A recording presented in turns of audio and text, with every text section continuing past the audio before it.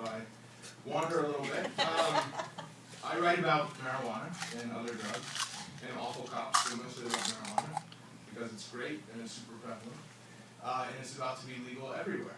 Although, what we're talking about now, when we talk about cigarettes and alcoholics, we're complaining that the tax burden is too high, that the regulations are too stiff, and marijuana advocates, many of whom are not libertarians, are begging for those kinds of regulations, and they're begging for those kinds of taxes, and they're begging for those kinds of penalties, because they're far preferable to the 750,000 people who were arrested last year for a marijuana-related crime. So the lay of the land right now is that the most forward-looking and classically liberal participants in this debate are asking for sin taxes, and they are asking for anti-state regulations. So I wouldn't dare make the case at Cato, or even at Reason, that we should be grateful for these things or that they are ideal. But I would like to tell you who else is participating in this debate. And the other people who are participating in this debate are the third way crowd. I don't know if anybody here has heard of third way. Does anybody here know third way?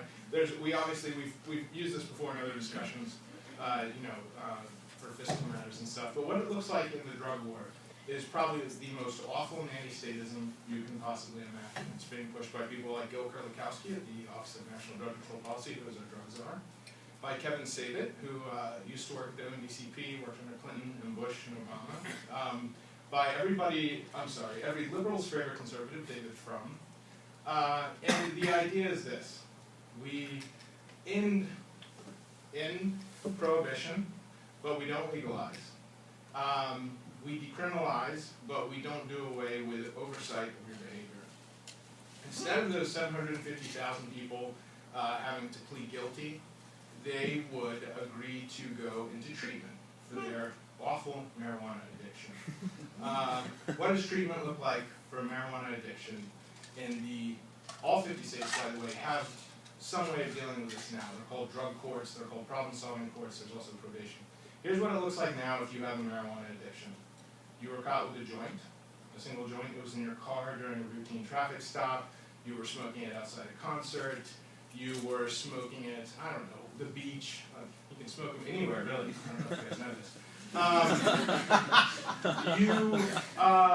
You are threatened with every possible thing. You're told that you will have a criminal record. You're told that you will have a mugshot, that you'll have to go before a judge. So what you do to avoid these things, because these things can ruin your career, is that you agree for a minimum of 12 months to do twice weekly urine tests, to see if you have THC in your system, but not just THC, also amphetamine salts, which are common in both crystal meth and ADHD medicine like Adderall. You agree to abstain from alcohol for this entire time too, and you have your urine tested for that as well. These tests are totally random, so in some courts you're assigned a color. Brown, red, orange, and you call a hotline every single morning when you wake up, and if the hotline tells you that your color is the color, then you get in your car, and no matter what else you have left planned that day, you prioritize peeing in front of a stranger into a cup and having it tested. You agree to go to substance abuse, aka addiction counseling, once a week for at least 12 months, where you sit in a room full of people who don't have problems, but pretend that they do. Some of them do have problems, to be completely fair. Some of them are addicted to heroin or Oxycontin or methamphetamine, and some of them got caught smoking a joint at the beach. You agree to go be berated by a drug court at least once a month, a drug court judge who tells you he's really glad that you're turning your life around and that you're doing amazing things for your kids and for your family, and that you're now a responsible member of your community because you haven't had THC in your system for 2 months, 3 months, 4 months. And if you're lucky, this ends after 12 months. But it depends. If you go out for your anniversary and have a glass of wine, you get another 12 months.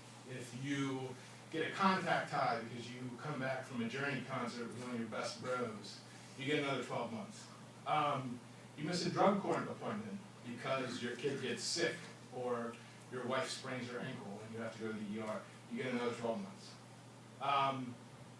This is real. This is happening every day. And it's happening despite the fact that the average criminal justice advocate will tell you that the war on pot is effectively over. It has been for some time. And it'll happen, and this is what's happening despite the fact that Obama supporters will tell you quite frequently that Obama has ended the war on drugs. So, I know I made that sound really awful.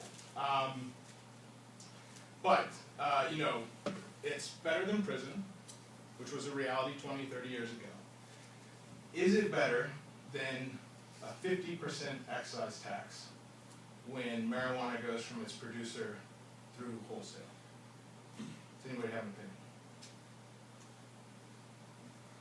I know, it's awful. It's like, this is Sophie's choice. Do I want a 50% excise tax, or do I want to agree to, you know, pay supposedly for cheap black market bud? I'm guessing that every person in this room knows somebody who knows somebody how to get weed. You may be the somebody that somebody knows, in fact.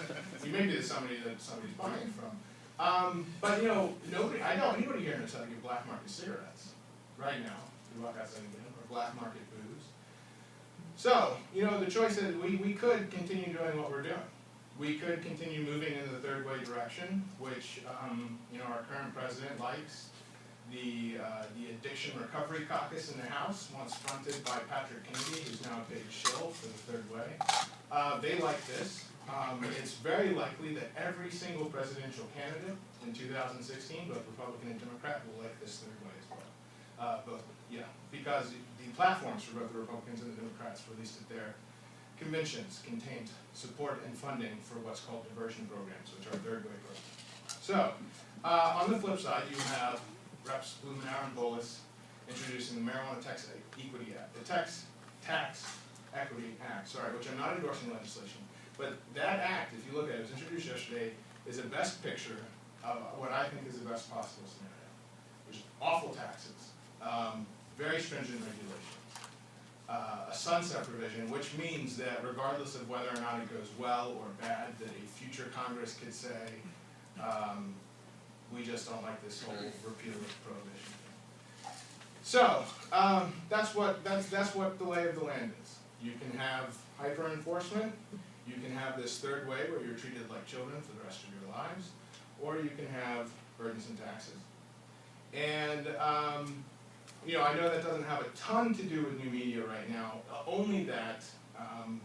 You know, this debate is raging in new media. I think one of the reasons that marijuana was legalized in Colorado and Washington was because we have Twitter and Facebook, and because they're far more ubiquitous than they were in 2010 when marijuana legalization failed in California. And you know, a big point in Prop 19's failure in 2010 was that every major California newspaper editorial board came out against it. Who knows where major editorial boards in Washington and Colorado stand on Prop 502 or Amendment 64? I don't think anybody knows, because nobody cares.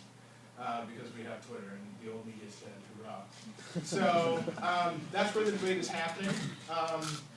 It's real, it's serious, and you also have to consider the fact that every major marijuana initiative in 2012 combined for every race, Massachusetts, Arkansas, Colorado, Oregon, Washington State, Detroit, Flint, Grand Rapids, the total spent for and against propositions in every state combined was less than $13 million.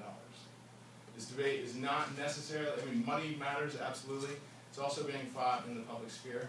Twitter and Facebook are part of the public sphere. So, yeah, I guess I'll just leave you with that. I know that everybody else here is going to say the taxes are awful, and I hate them. I hate them. The extra 2 points from the Social Security deduction from my paycheck, that was money I could have spent on weed. So, you know, the taxes are awful, but I would submit today that they can be preferable to the alternative. Thank you.